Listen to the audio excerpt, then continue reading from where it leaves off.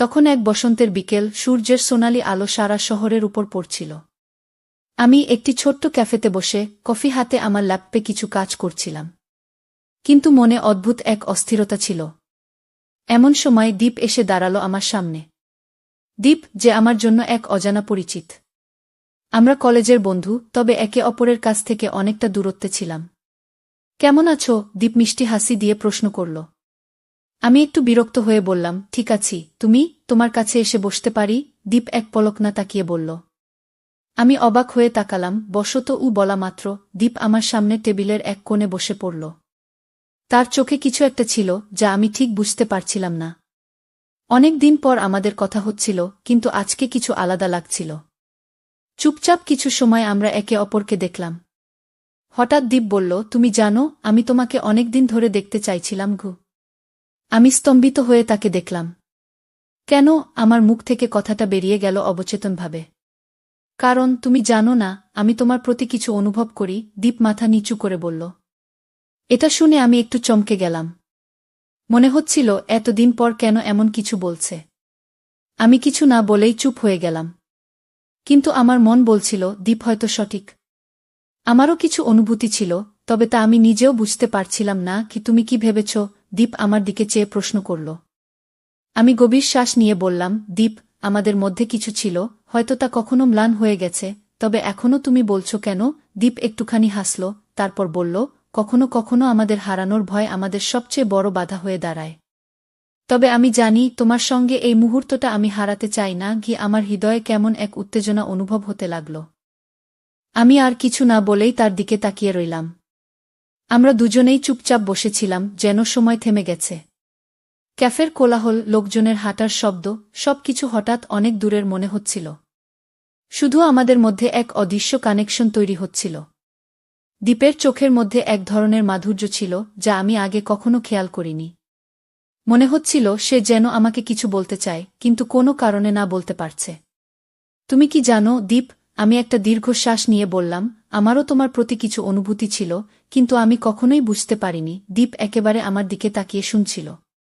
তার চোখের এক অদ্ভুত গহীনে যেন একটা গল্প লুকানো ছিল। আমার কথার পর সে কিছুক্ষণ নীরব রইল, তারপর মৃদু হাসল। তুমি বুঝতে পারবে যখন সময় আসবে গু। তার কথাই যেন একটা শান্তিপূর্ণ অনুভূতি ছড়িয়ে পড়ল আমার মধ্যে। আমার মনে হচ্ছিল, আমাদের মধ্যে একটা গভীর সম্পর্ক তৈরি হচ্ছে, এক নতুন সম্পর্কের শুরু। তুমি কি ভাবছ, দীপ? আমি আবার প্রশ্ন করলাম। দীপ মৃদু হাসল। তার হাসি যেন আমার বুকের ভেতর গলার সাথে গাঁথা হয়ে উঠছিল। যখন থেকে তোমার সাথে কথা বলা শুরু করেছি, মনে হচ্ছিল আমরা দুজন একে অপরকে বুঝি, যদিও অনেক দিন পর আবার দেখা। কিন্তু আজ, এই মুহূর্তে, আমি জানি তুমি আমার কাছে অমূল্য। আমি কিছু না বলে চুপচাপ তার দিকে তাকালাম। তার কথাগুলো যেন আমার হৃদয়কে স্পর্শ করছিল। এমন অনুভূতি আগে কখনো হয়নি। সেই মুহূর্তে দীপ হঠাৎ উঠে দাঁড়ালো এবং আমার দিকে এগিয়ে আসলো। আমি কিছু বলতে পারলাম না, শুধু তার দিকে তাকিয়ে রইলাম। সে আমার হাতটি আস্তে করে ধরল, আর তার স্পর্শে যেন সমস্ত দুনিয়া থেমে গেল। এটা কি ঠিক, দীপ? আমি ঠোঁট কামড়ে বললাম, কিন্তু আমার মন আর শরীর তার স্পর্শে শিথিল হয়ে গিয়েছিল। হ্যাঁ, এটা ঠিক, দীপ কোমল কণ্ঠে বলল। তুমি জানো, আমাদের মাঝে যে দূরত্ব ছিল, তা শেষ হয়ে গেছে। আজ থেকে আমি আর তুমি একে অপরকে ছাড়া কিছুই ভাবতে পারব না। তার কথা শুনে আমি আর নিজেকে ধরে রাখতে পারলাম না। স্টান উঠে দাঁড়িয়ে তার কাছে চলে এলাম। আর তারপর, সেদিন, সেই অদ্ভুত মুহূর্তে আমি প্রথমবারের মতো তার ঠোঁটে ঠোঁট রাখতে গেলাম।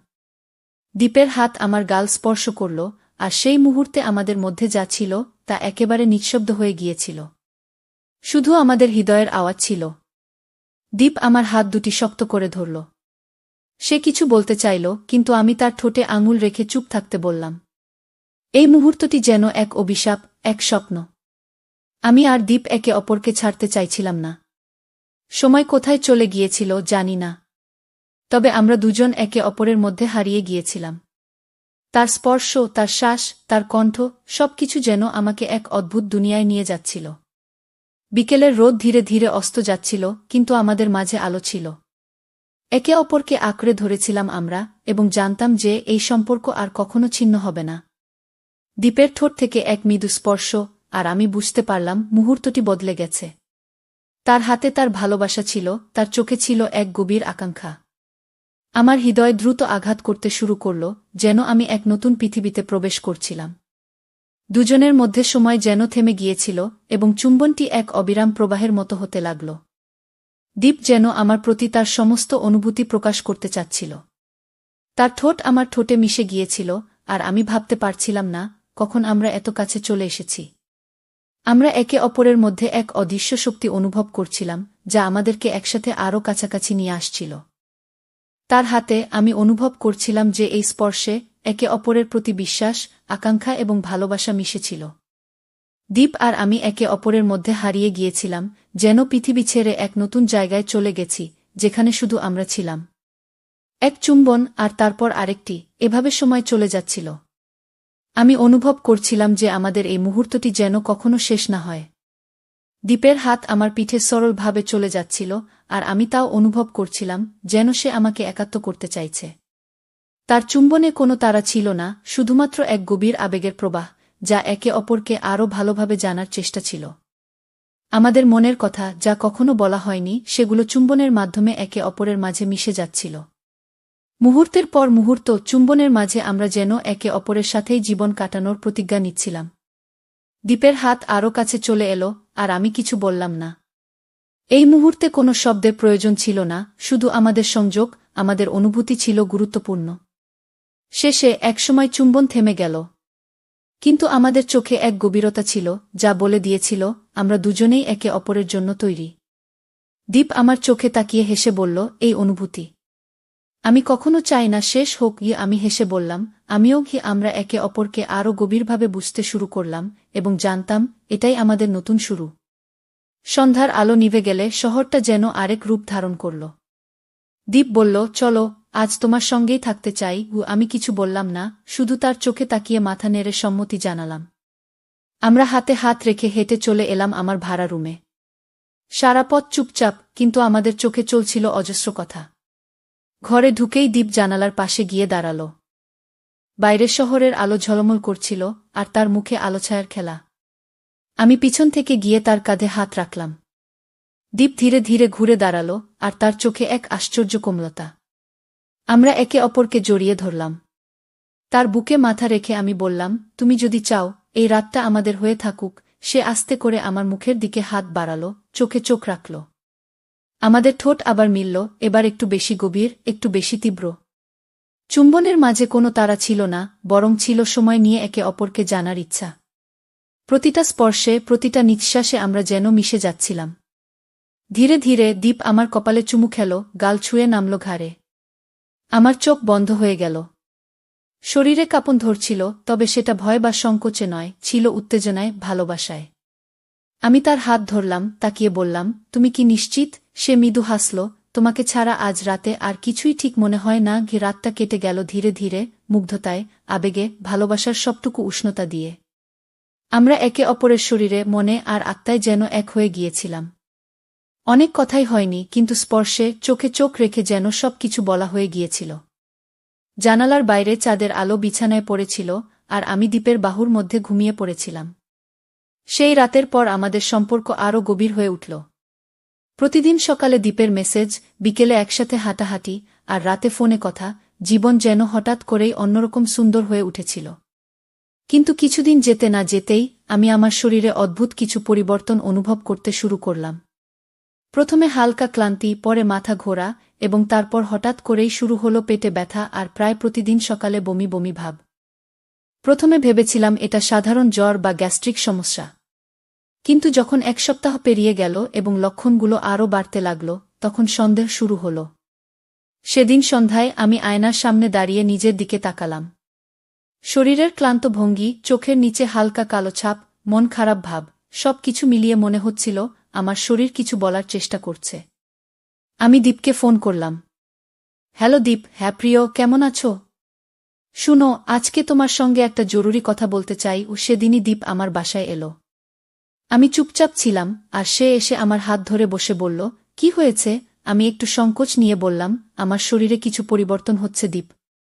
অনেকদিন ধরে বমি বমি ভাব, পেটে অস্বস্তি, মাথা ঘোরা। আমি ভাবছি আমি হয়তো মা। আমার কথা শেষ হওয়ার আগেই দীপের মুখে যেন অজানা বিস্ময় ফুটে উঠল। সে এক মুহূর্ত চুপ থেকে বলল, তুমি কি ভাবছ যে তুমি প্রেগন্যান্ট? আমি মাথা নিচু করে বললাম, হ্যাঁ দীপ, আমি প্রেগন্যান্ট হতে পারি। ঘরটা কিছু সময়ের জন্য নিস্তব্ধ হয়ে গেল। তারপর দীপ ধীরে ধীরে আমার হাত শক্ত করে ধরল, আমার চোখে তাকিয়ে বলল, তুমি ভয় পেও না। তুমি একা না। এটা যদি সত্যি হয় তাহলে এটা শুধু তোমার না, আমাদের সন্তান। আমি আছি তোমার পাশে সবসময়। কি? আমি বিস্ময়ে তাকিয়ে রইলাম। দীপের কণ্ঠে কোনো ভয় ছিল না, বরং ছিল এক অদ্ভুত দ্বিধা আর ভালোবাসা। আমার চোখে জল চলে এলো, আমি তাকে জড়িয়ে ধরলাম। সেই রাতটা কাটল অন্য এক আবেগে, ভবিষ্যতের ভয়, ভালোবাসার দ্বিধা, আর জীবনের নতুন অধ্যায়ের শুরু। পরদিন সকালে আমি একা গিয়ে একটি ক্লিনিকে টেস্ট করাই। ডাক্তার রিপোর্ট হাতে দিয়ে মৃদু হেসে বলল, অভিনন্দন, আপনি মা হতে চলেছেন। হাতে কাগজটা ধরে কিছুক্ষণ বসে থাকলাম। আমার চোখ ঝাপসা হয়ে গেল। এটা একটা নতুন অনুভূতি, ভয়, আনন্দ, দ্বিধা, বিস্ময়, সব মিশে এক অদ্ভুত ভারসাম্যহীন অবস্থা। আমি সোজা দীপকে ফোন করলাম। সে ফোন ধরেই বলল, রেজাল্ট কি হয়েছে? আমি একটু থেমে বললাম, আমি সত্যিই মা হতে চলেছি। পাশে একটু নীরবতা, তারপর দীপের গলা, নরম, কিন্তু আমার জীবনের সবচেয়ে বড় আনন্দের খবর এটা। আমি এখনই আসছি তোমার কাছে। কি? দীপ এলো, আমাকে বুকে জড়িয়ে ধরল।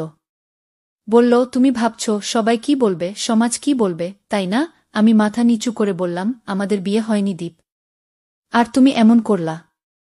তো বন্ধুরা, এইরকম আবেগময় ও রোমাঞ্চকর গল্প শুনতে চাইলে চ্যানেলটা সাবস্ক্রাইব করুন এবং পাশে থাকুন। এমন আরও বাস্তব ও হৃদয়ছোঁয়া গল্প নিয়ে ফিরে আসব।